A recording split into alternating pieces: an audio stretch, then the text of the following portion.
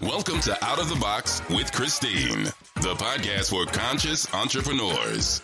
Are you willing to step into your greatness? Are you ready to shine? Well, get ready, Truth Seeker. You're in for an amazing ride. And now, here's the host of the show, Christine Blosdale.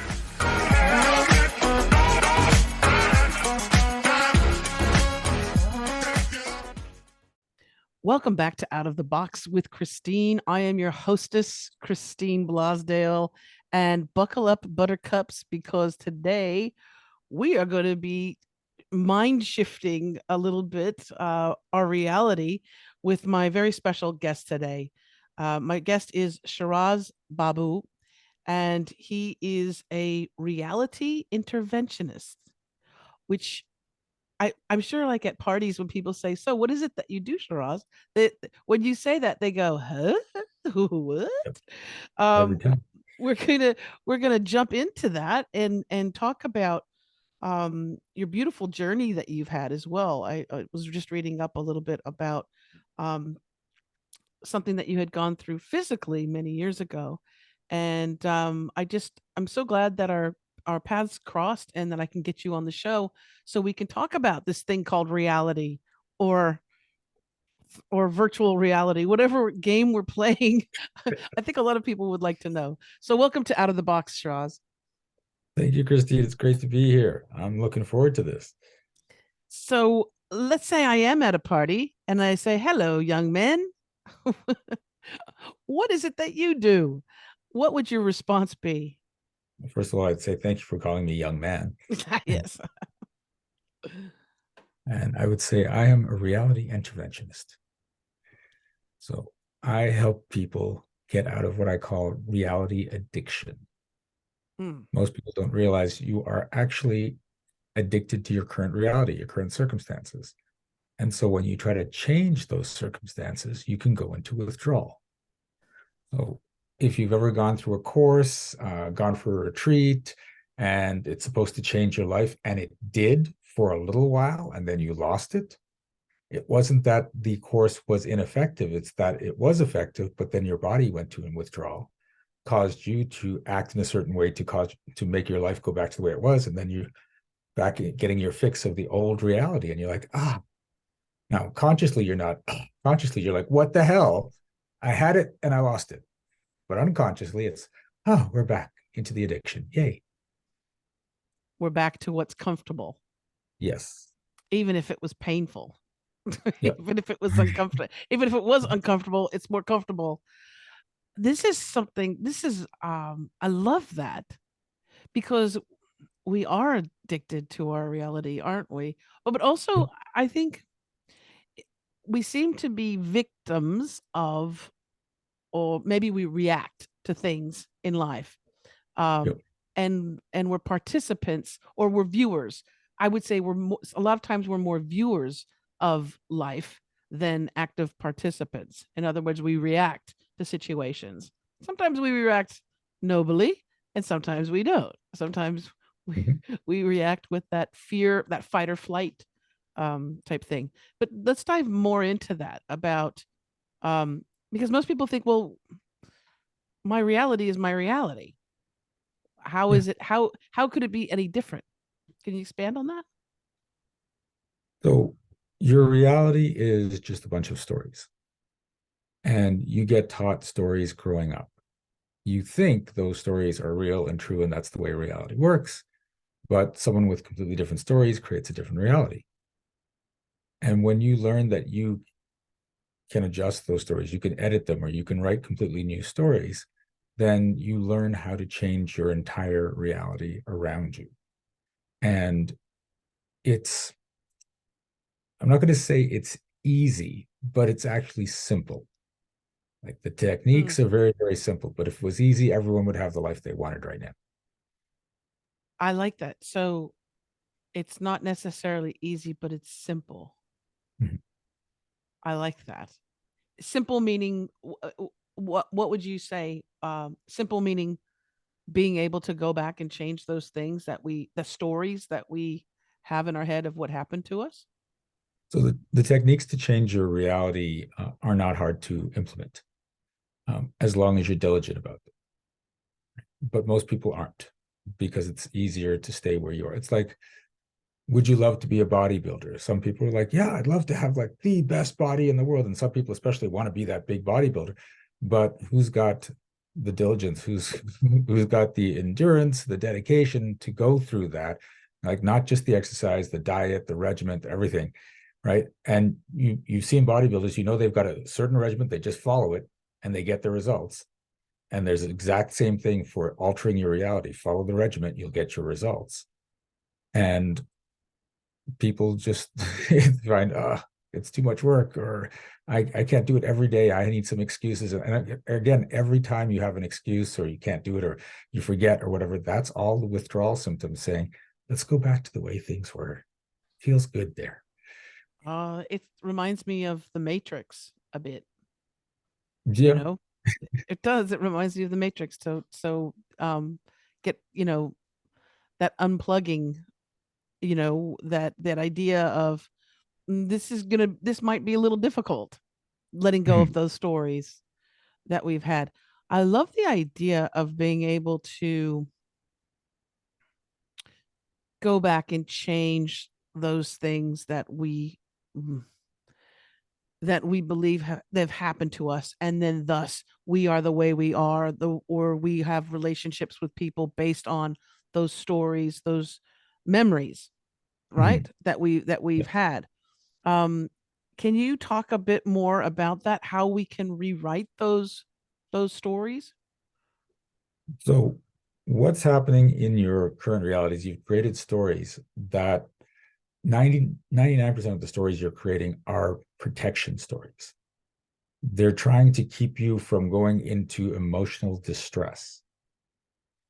And so when you get that's your mind's priority, is to avoid emotional distress, and it doesn't give a crap about physical circumstances, then you'll see how all those stories evolved. So for instance, if you had your heart broken, right, and that's painful, and there's this unconscious oath that's, I don't want to ever have my heart broken again.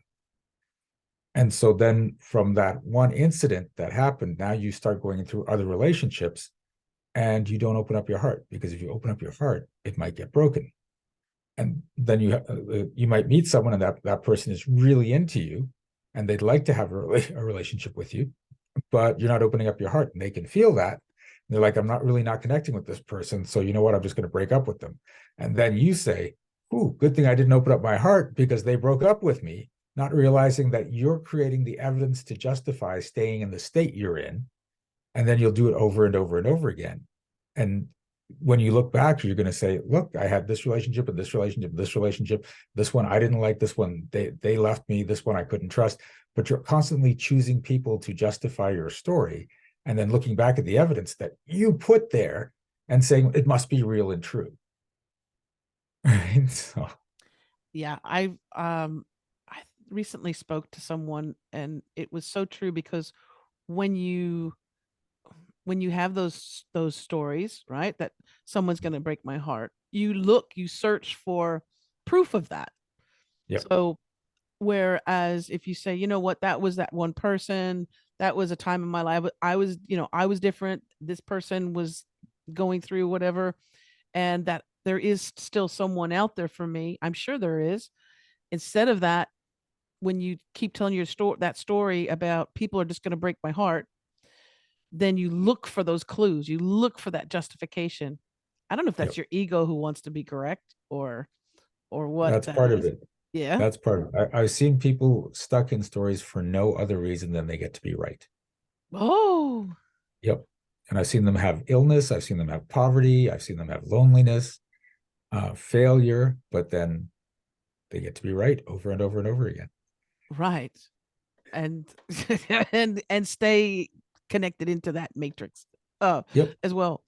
uh Especially when it comes to, not only relationships, how our relationship with the outside world, but also our relationship with ourselves, I find, is like one of the most important relationships that we should be aware of. Can you talk about those two, those stories about ourselves? Um, be it, uh, be it I'm too old for this, I'm too that. Nobody likes me. I'm not going to be a success because of XYZ. Those stories that we tell ourselves. Can you talk about that a little bit? Okay. Well, I'm going to give a slight correction there. You said that the relationship with ourselves is one of the most important. No, it's the most Mm, important mm-hmm. relationship. Absolutely. So, and that's actually an issue too, because that's not what we're taught. We're taught put other people first, right? You've got to take care of everyone else, and really, you have to take care of yourself first.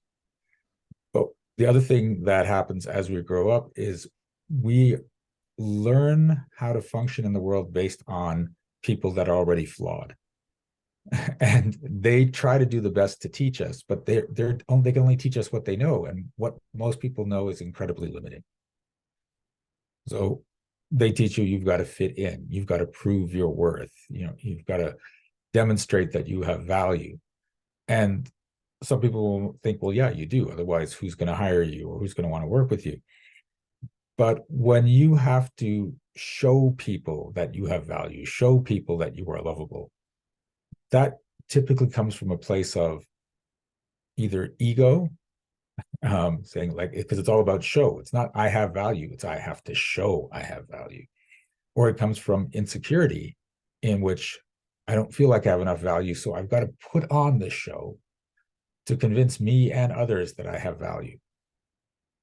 Right? But when you just know you are inherently valuable, people will see it. There's no show involved. They'll just recognize it in you. They'll want to be with you. They'll want to work with you. And every human being is inherently valuable.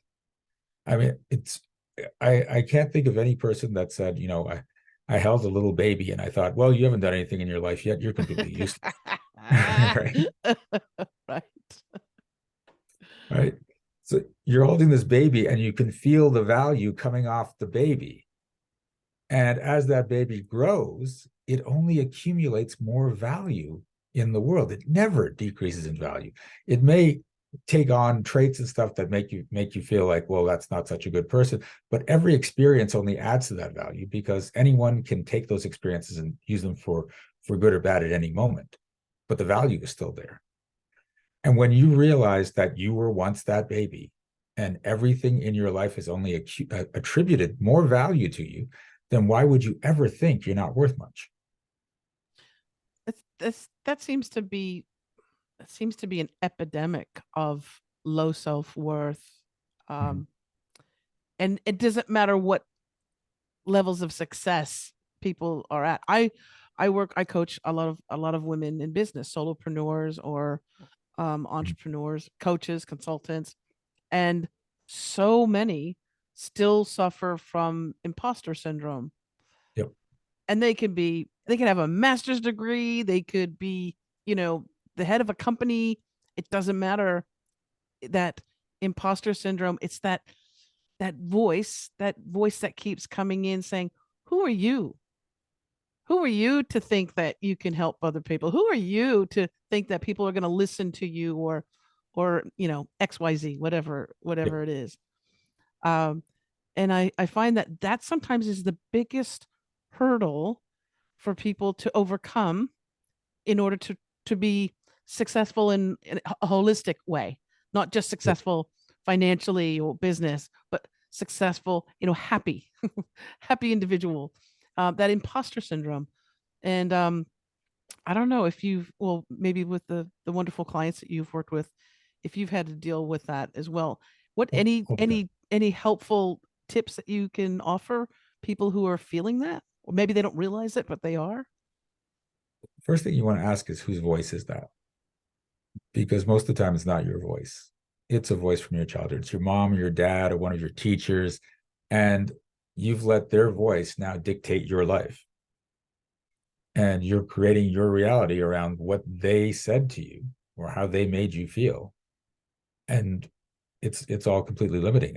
And you have to get this. It's just, you have value. So what you do is a way to express that value. right? You don't need to accumulate a degree to have value. The degree can give you more information, but it doesn't give you more value. It's just now you've got another tool to express your value. I actually had a client that I remember talking to her, and she said, I just need to get these two new certificates, and then I can start charging the rates I want, because people will see the certificates and know that, I'm worth it. And I'm like, really? She goes, yeah, because no one's going to take you seriously unless you've got enough certificates. And I said, what are my certificates? And she said, what? I said, what are my certificates? You work with me every single month.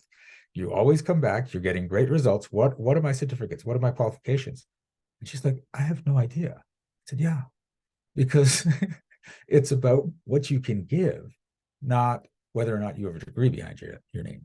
Mm. And Well, and also she can see that you're a very unique and wonderful being. That's thank what I you. saw right away.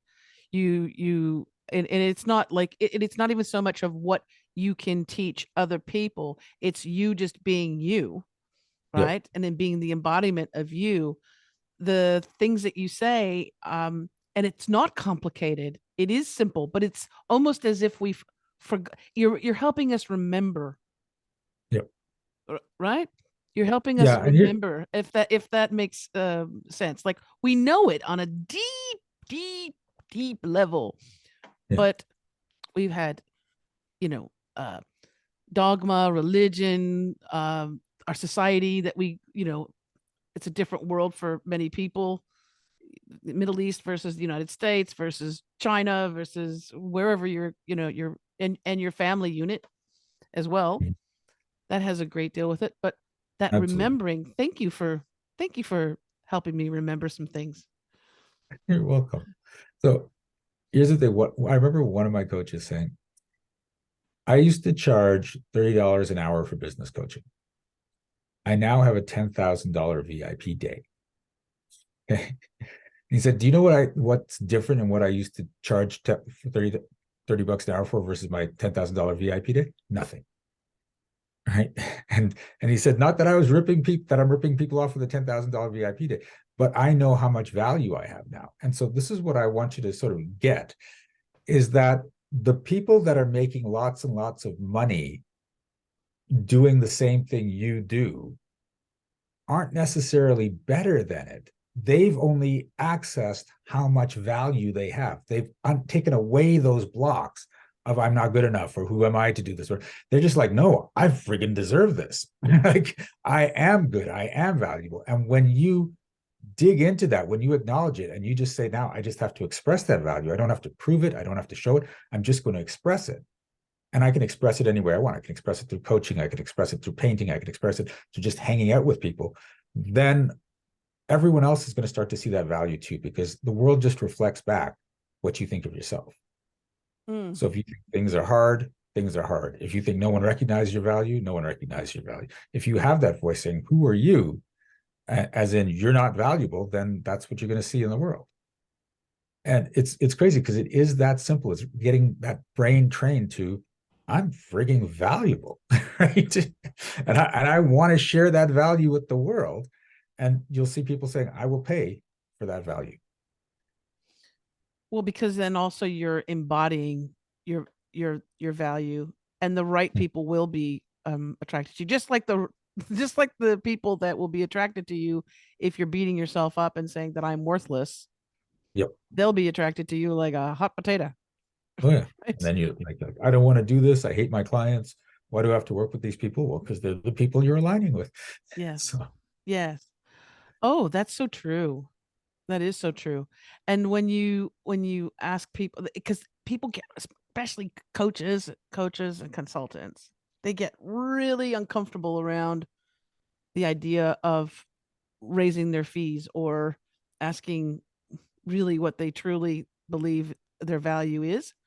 yeah. That is something that is so, and what they'll throw out though is they'll say, well, but I don't want to scare off potential clients. Mhm. Um, what do you say to that when people throw that one up? I had a coach actually talk to me about that. I was charging $120 an hour for my sessions. And that's when I thought you're supposed to charge hourly rather than by a program, which is something I had to learn. And my coach says, well, if you're not going to have a program, you still have to raise your rate. And I'm like, to what? 150, maybe 175. And he's like, you said that you can get results with people in as little as 5 minutes. And I said, yeah. He goes, lasting results? I said, yeah. He said, you should be charging $800 to $1,000 an hour. What? How like, uncomfortable did that feel when you oh my first said God. Right. And I'm like, there's no way I could do that. Absolutely not. He's like, Shiraz, you're undercharging. I said, but my mentor charges $120 an hour. So 140. So I'm 120. So I'm just below her, which I think is normal because she trained me. And he goes, just because she trained you doesn't mean she's as good as you. And just because she's restricting her money flow doesn't mean you have to too. This is all about you. Don't make it about anyone else. And he said $800 to $1,000. And so finally we settled on 600. And then I went back to my clients and I said, I'm changing my pricing structure. I'm going to $600. And a bunch of them said, I can't afford $600. I can't work with you anymore. I'm like, okay. But a bunch of them just nodded and went, okay. And I looked at them and went, what do you mean, okay? I said, well, we knew we were getting undercharged. What? You're like, you knew? Why didn't you pay me more? I'm not going to pay more if I don't have to. Well, and the clients, and the good thing is that the clients too that have been working with you and they've seen really wonderful results, they're like, I'll pay the extra because this is just magnificent. Yeah. Wow. That's really cool. I like that. Okay, so you're going to inspire me because I got to go back. I go back and forth a bit too because I also want to help. I have this desire to help women in business who are starting off and they have no budget. They have, they're trying to do everything, right? They're trying to be, what is it? I forget the whole saying, a master of none or Jack of all trades. yes. But so whatever it is that they're offering, their service, and then on top of it, they need to be a social media genius and they need to be a videographer and they need to be a PR, a publicist and all these things. And so part of me is like, well, I want to be able to offer what I do to people of all economic stripes. But that said, I can gift those type of things, use it as a gift. But then for everybody else and to bring in the people, the clientele that I really want, going up a little bit on those rates would be actually smart. Ooh, okay. Oh, that's really cool. I like that. I have once a month, I do a free workshop, hour-long workshop. Anyone can come. They can see what I'm like. They can test out what I do and just enjoy it. I have a low-end monthly program so that people, like a whole bunch of people, can get in it. They don't really have to worry about budgets. But for the people that want to be in my premium program, you have to be at a certain level, right? My private coaching is like $25,000. But here's the thing. When you know your value and people recognize your value, when I say, well, my private coaching is $25,000, the people in the program, almost every one of them pays in full. Not even, I got to get the money together. It's like 25,000, here you go, done. Right? So I like that. So this is really helpful for people as well. Can you repeat like what the different tiers that you have? Because I really liked what you're doing a lot. So you have the first free one. 1 hour, which is just introductions. See if you get, it's like the taster. I have a low end program, which is $250 a month, and that's a group program, and it's really popular. A lot of people get value because the nice thing about this is in a group setting, I work on one person, everyone's like, oh, I got that exact same problem, and it just clears for everyone.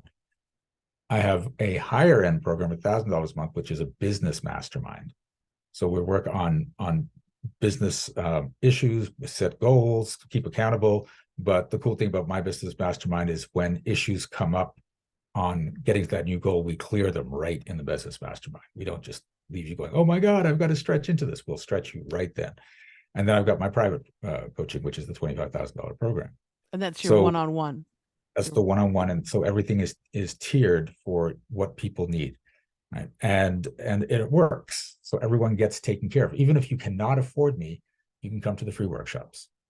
Right? So Right. yeah. Oh, I like that. So they have a little appetizer. They get a little taste Yep. of Shiraz. It's like Well, having a glass of Shiraz. that's a glass of Shiraz. But I'm very clear with people because this is it. I know my value, and I also want the value in my groups at a certain level. So anyone that is in a victim mentality, anyone that is looking for me to save them, is not allowed in any of my programs. You can come out to the free things, but I want my programs filled with people that are in this place of, I know I can do this, but I've got some blocks. I need you to show me what those blocks are, but I need to work myself. Those are my clients. There's a big difference. Yeah. There's a big difference. Here's one of the most valuable lessons I ever learned. Don't try to work with the people that need you. Work with the people that want you. Okay. Yeah. Because a lot of coaches, they look for the people that need them. This person needs me. This person needs me. The people that need you most of the time are stuck in their stories, and you trying to help them just pulls you down to their level. The people that want you are the ones that say, I'm going to get into your program. I don't care what it takes. I'm going to get into your program because you are the person I need. Like Bingo. Yeah. So yeah. And it's that difference. But I've seen coaches lower their prices or go into some sort of unfair barter or whatever it is because this person really needs me. I see how much they're struggling. They need me. And I'm like, how's the rent coming this year? Like, it's like, oh, it's really bad. Well, and then you're creating more people that need you. Yeah. For the longest time too, there was a thing where I would give, because I do a strategy call, I do a complimentary strategy call, and that what would it be? It would be, someone would want to pick my brain, and I've heard that saying before. When I used to work at the radio station in Los Angeles, people used to come by the office and go, "Hey, Christine, can I pick your brain?" I hate that phrase. I hate it. I feel like they've got a can opener and they're opening up the top of my brain, and they got a fork and a steak knife, and it's it's it's the worst thing you could tell Christine. You can ask Christine. Yeah. Yes, exactly. Because it's insulting to me, right? But what I've found is that also sometimes, because I'm so excited and I get downloads, I get intuitive downloads. We're all intuitive. I'm not a psychic, and I don't market myself as a psychic coach or an intuitive coach at all. But as I'm talking to someone, these beautiful things just drop. And so I was the one, I used to do this, not so much anymore, but I used to do it where I would give away everything. Like I would just give them all my good stuff. You should do this, and what about this, and I can get you get to this. And then I just realized, I was like, they just did, in half an hour I gave them so much that now they're off and running, and they're not coming back. They're gone. They're like, thank you very much, I picked your brain. And so yeah, I shouldn't do that. Well, yes and no. Oh, Here's the thing. It still comes back down to value, because when you're really solid in your value, you can give them a half hour of content they've never had before that completely blows their mind, and they can say, okay, I don't need you anymore, or run away. Or they can say, oh my God, this is what you gave me in half an hour. What happens if I'm in your program? Right. And that's the thing. As your value increases, you're going to find more and more people get that taste, and then I'm in. It's just, that's it. Right. So I was just at the Best U Expo in Los Angeles, and I spent some time with a couple there, and they said they came out, their lives completely changed. And another lady that is in marketing, and she's just like, what are you doing to me? Because this stuff feels really weird. And she the couple came out to events that I did this week, despite what I gave them. I'd already changed their lives, but then they came out to events this week, and the marketing girl is just like, I'm telling everyone about what you do, and so she's like marketing me. I'm not even paying her for it. Right? She's just Love right. that. So and she's joined my program. She's enjoying the program, and it's just there's it's that thing that don't be afraid to give too much, but uh, and, no, and just recognize you have so much more value, right? That there's just going to be this endless supply. And the cool thing is you're constantly learning, you're constantly growing. Exactly. So you're Yeah. going to have even more value next time and more value next time, and it just keeps going. Yes, I like that. I really like that too. The best you, they're a wonderful group of people. I was at the first, was it the first one? The second one? I was supposed to actually speak and be there present, but it was they had to cancel the one in Los Angeles because of the whole COVID thing. It was So, right before that. We yeah, were all ready to go. And but Bernardo Moya is, I think, his name. yes, Um Great guy. Yeah, yeah, very, very talented man as well. And they bring some amazing people together as well. Oh, that's so good that you were there. That's yeah. so It was awesome. a lot of fun. And they So had 10 stages going. It's crazy. 10 at the same time. Yep. Yes. I miss that. I miss that. I miss being with all those wonderful people. Ah, so um, so take us through, and I'm gonna for those that are listening and those that are watching on YouTube, we'll make sure that we're gonna drop some links for you on ways that you can get in touch with Shiraz and see all the good stuff that he's doing. But take us through.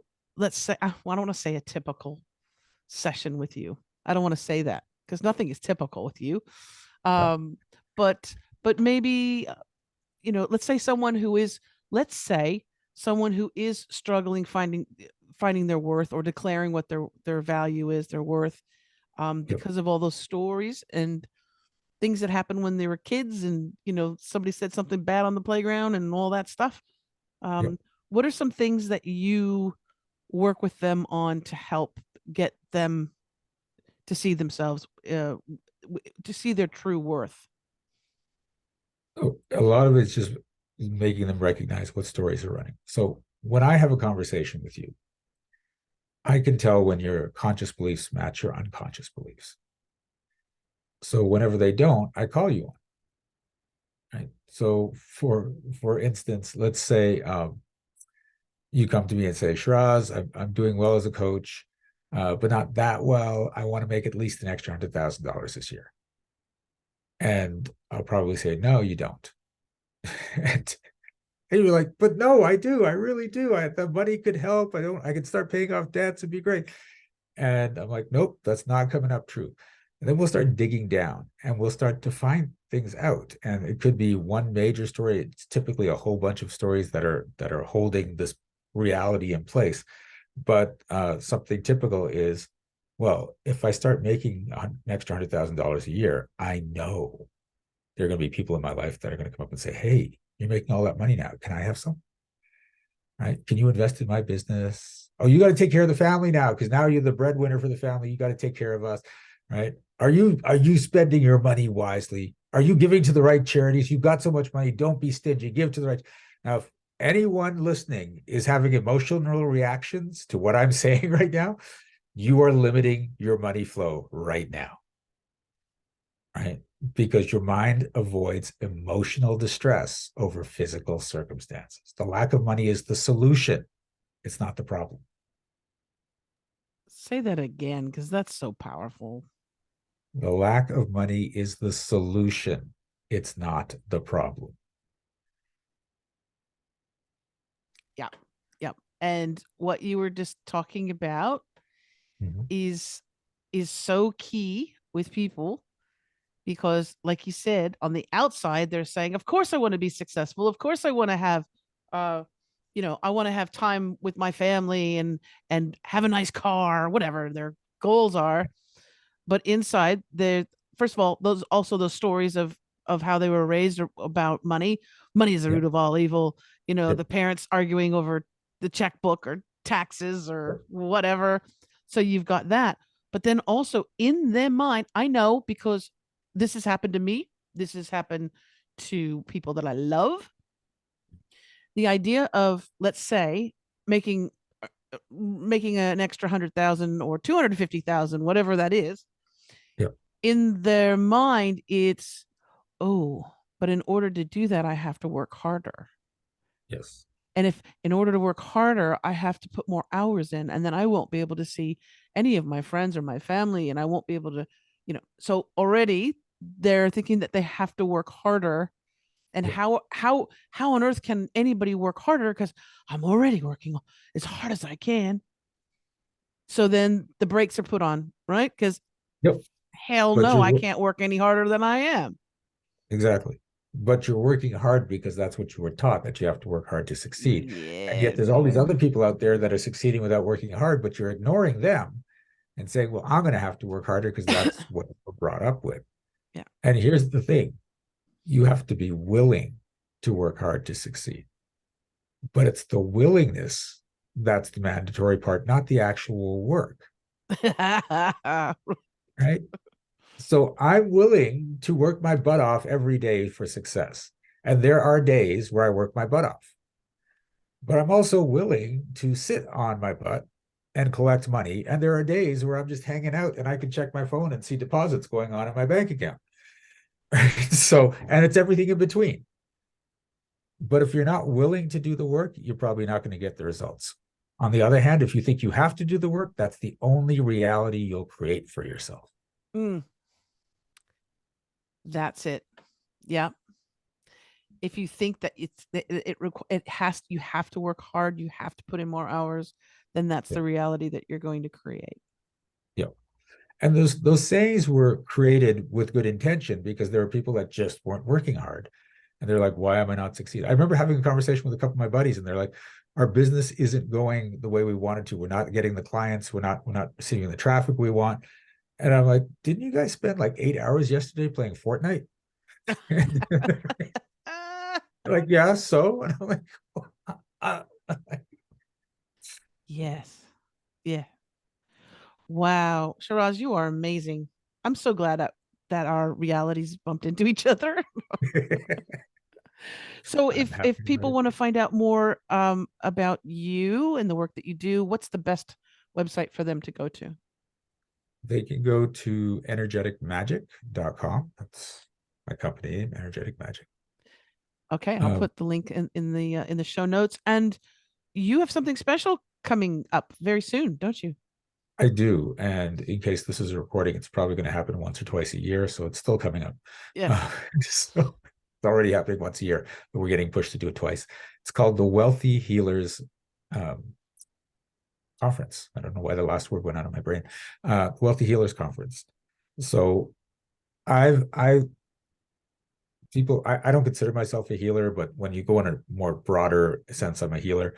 And I've noticed that most healers, and it's not just like energy healers, it's life coaches, it's physiotherapists, naturopaths, massage therapists, mental health specialists, grief counselors, like anyone that's trying to help physically, mentally, or spiritually to get people to a great place.